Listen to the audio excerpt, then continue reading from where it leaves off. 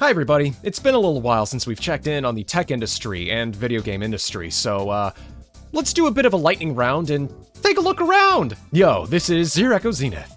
How y'all doing? So did you see this? RAM prices are actually crashing! I wonder why. This is off of Tom's Guide. RAM prices are crashing in huge market correction. Yep, it is a massive market correction. New report shows the crisis may be subsiding as DDR5 retail prices pull back. I called it. Yes, you did, Jason England. Remember last week when I said I'm starting to see the cracks in the RAM price crisis? Well, I haven't checked your report from last week, so sure, I guess. Well, after months of devastating price hikes, the costs are starting to fall. That's great. I know someone that bought their RAM for $1,600 though. It was two 64 gig sticks, and it was $1,600. I guess they didn't want to wait. TrendForce reports that US DDR5 RAM prices have dropped by over 20% in the last month, with similar reductions being seen across the world. Thank you! This is what we've all been waiting for. So what's causing it? Is this the beginning of the end of a drought in consumer computing? Well, I don't think the Nvidia breaking their deal with OpenAI helped. Also, OpenAI themselves recently shut down their AI video making software, Sora. I guess Cdance is gonna take that spot over. We'll have to wait and see. But yeah, so cool. Okay, why have they gone down? Across the US, China, and Europe, DDR5 RAM prices fell sharply. For example, after reaching an all-time high of $500, Corsair's Vengeance 32GB kit is now down to $369 on Amazon. Memory has fallen more than 20% from recent peak prices, and stock prices of major memory factories like Micron, Samsung, and SK Hynix have seen drops of over 20%. Don't get me wrong, it's nowhere near the lowest prices we saw before all this chaos happened, but it's a start. This seems to have come down to three reasons. The OpenAI rug pull, yep. Remember when reports showed Sam Altman had signed letters of intent to buy 40% of the global RAM output? Hey, so it was Sam Altman that did it? Sam Altman was the one that bought all the RAM? Himself? Well, it turns out those were non-binding. Ha! And as OpenAI has pivoted away from its ambitious plans to become leaner, this has impacted memory stock prices. Yep, the TurboQuant difference. Oh yeah, recently Google found like this thing to reduce RAM requirements. Google's recently announced TurboQuant is able to compress AI's working memory by at least 6 times and make it 8 times faster. Yes, when people discovered that that's what Google did, they were like, this changes everything. This is leapfrog technology, chat, I'm not even joking. That dramatically eases the pressure on DRAM requirements, and AI companies may not need as much as previously forecasted. Look it up. TurboQuant, chat. I don't know why I'm calling you chat today. People don't want to pay absurd prices. This is most obvious. Yes, people are backing away. They're focusing on hunkering down, or maybe getting different hobbies for the time being. Focusing on living life. I know I should. Sometimes it takes people voting with their wallets. It does actually work. And with new capacity from smaller manufacturers coming into play for consumer computing, you're starting to see companies react. So it's a bit of a pincer maneuver. Consumers aren't buying at the stratospheric prices, and when AI data centers were supposed to make up the difference, they're not buying as much either. That's what has caused this panic. What happens next? So let me update some of my predictions. All right, for the next few months, 2 scenarios. TurboQuant has shown that software optimizations can break the hardware barrier of AI, assuming game developers and other media developers want to use TurboQuant, yes. That further reduces DRAM demands and causes a race to the bottom in consumer DDR5 kits, where we could start to reach the pricing floor we saw before this crisis. Throw in Microsoft's commitment to making Windows 11 more efficient. I don't believe that. I don't believe them. And you could see a perfect storm of better software streamlining and a memory balloon that becomes a bit of a fire sale by the end of the year. Or the pessimistic scenario, ooh, my favorite, increasing scarcity. Memory manufacturers have been burnt by this, and the red button they can push is to aggressively cut production and starve the market.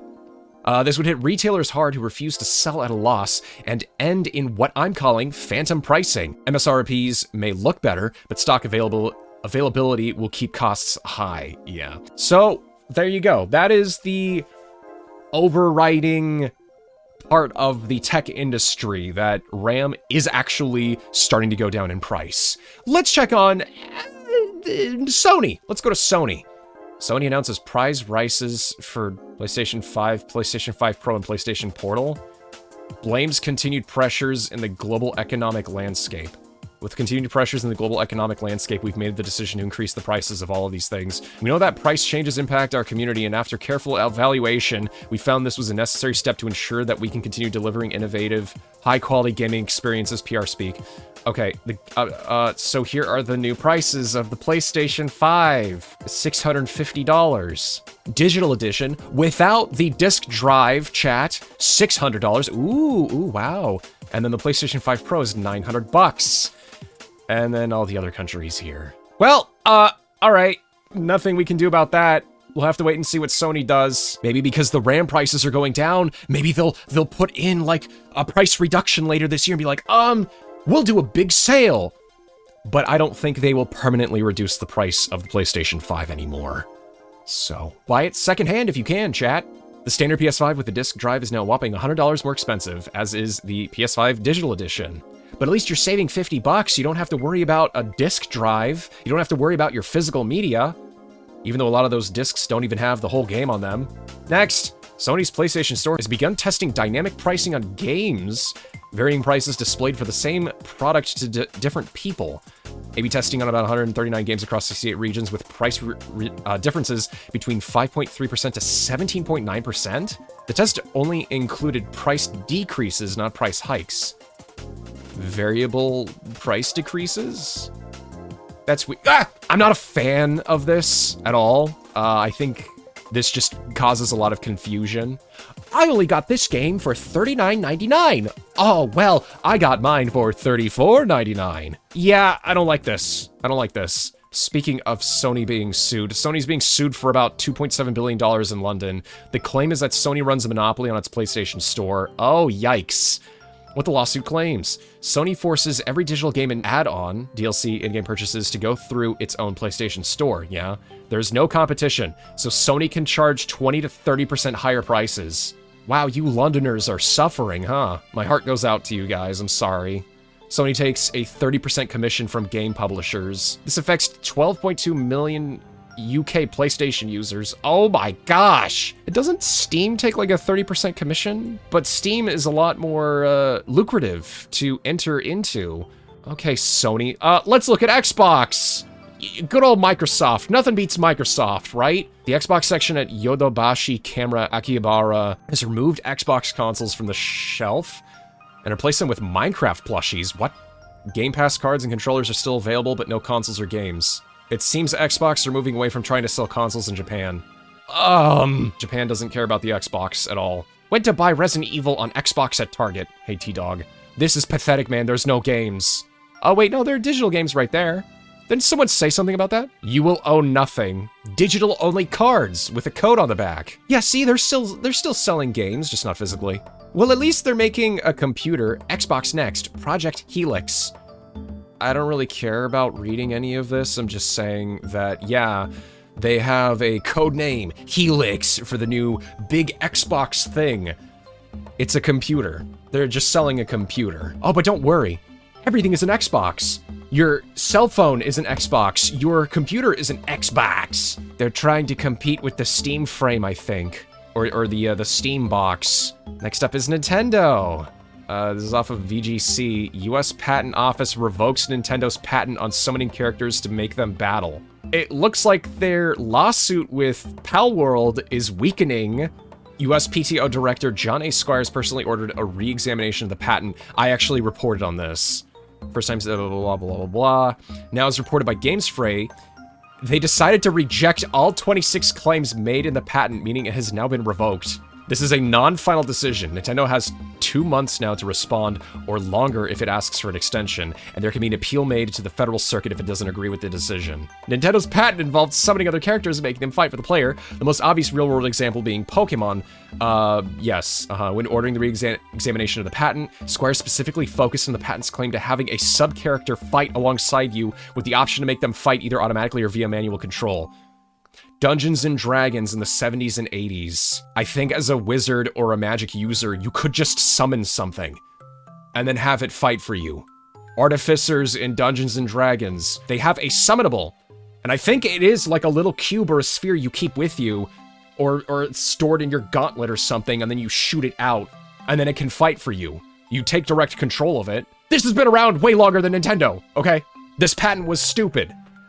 Just like how the Nemesis patent was stupid. This is so funny. It's just a bit much. Oh, speaking of, Nintendo recently sued the US over the tariffs. That lawsuit was immediately paused.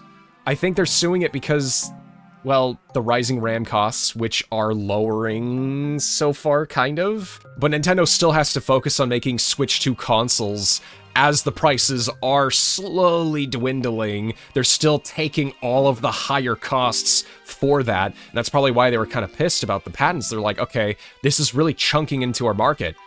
Well, the Mario movie really helps with that, though. Ha! Look at this. Look at this. This kind of sums up the article for me, so I'm just going to read it from Stealth 40K. Nintendo announced that starting with Yoshi and the Mysterious Book, it's a new Yoshi game coming out, chat, get hype. Digital and physical games will have different prices. Beginning in May 2026, and starting with pre-orders for Yoshi and the Mysterious Book, new Nintendo published digital titles exclusive to Nintendo Switch 2 will have an MSRP that is different from physical versions. Nintendo was talking about variable pricing for their games, so this is not a surprise either. Nintendo games offer the same experiences, whether in package or digital format, and this change simply reflects the different costs associated with producing and distributing each format and offers players more choice in how they can buy and play Nintendo games.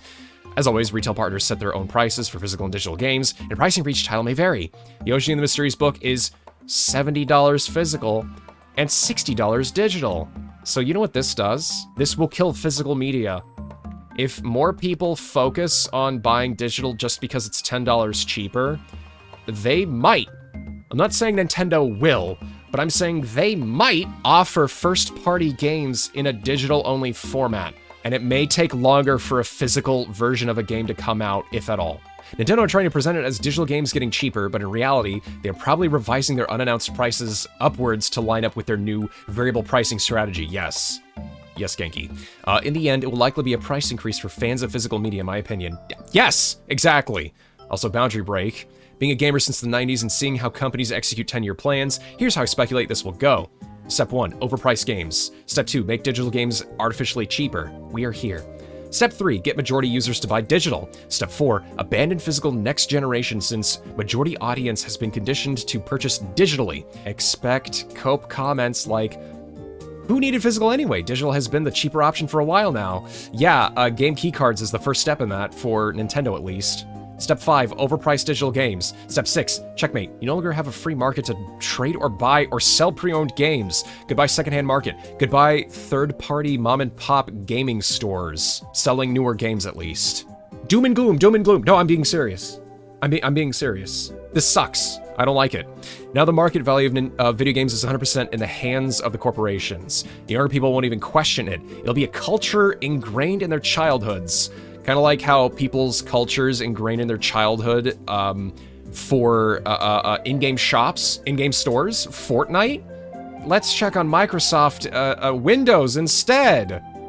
Microsoft's latest Copilot update opens any link you click inside the app in a built-in side panel powered by Edge, bypassing your default browser entirely along with its extensions, passwords, and settings. Microsoft says it keeps conversations and web content together for better context, but users get no opt-out choice. Wow, Microsoft, you're so funny. You're so fun. Let's just take one more look at Nvidia. Nvidia literally facilitated one of the worst technological crises in the modern age. Well, I think that was Sam Altman, but yeah, sure, Nvidia is probably complacent to this. Nvidia loves the RAM crisis. The fact that everything is scarce is fantastic for us. Maybe we don't talk about Nvidia today. Hi, Steam. Look at that man. Look at his face. Hi, Gabe. I miss you. Announces the Steam machine. The AI explodes and all the RAM, SSD, and GPU go to creating AI slop. All the consoles go up in price. Gabe says nothing about his console. Does nothing. The bubble explodes and the prices go down. Things will turn out well for the Steam machine and Gabe. Chat, you know what this feels like? It feels like this is happening. This is where we're at. This is how I feel. It feels like all of these industries are just absolutely brutalizing themselves for no reason other than it's just progress. We have to be able to stay within this competitive market. Make good games. And people will buy them more often. Make console sellers. We're the console sellers. It takes like 3 to 6 years, or like 4 to 6 years to make a game in any of these industries, and it's taking forever. And Nintendo is, well, yeah, Nintendo's kind of part of that. They have their whole walled garden situation. Haha, I bought a Switch 2 as well. I'm part of the walled garden situation, blah, blah, blah. And I didn't even talk about Epic Games firing like 1,000 employees for Fortnite or whatever. And then Meta is just, well, Meta. I like GOG at least. I like owning things. DRM free. And Steam, I hope it keeps trying to just be for the consumers in the far future. That's all I really want to say. That's a check-in with the gaming and tech industry. We'll have to wait and see how those RAM prices go in the next, let's say, 8 months. I give it 8 months. Originally 2 years. I'm gonna give it 8 months. We'll see what happens. I think the AI bubble finally popped. Yeah. Things are looking up. This is ZeroEchoZenith signing off. Take care, everybody. I'll see you next time.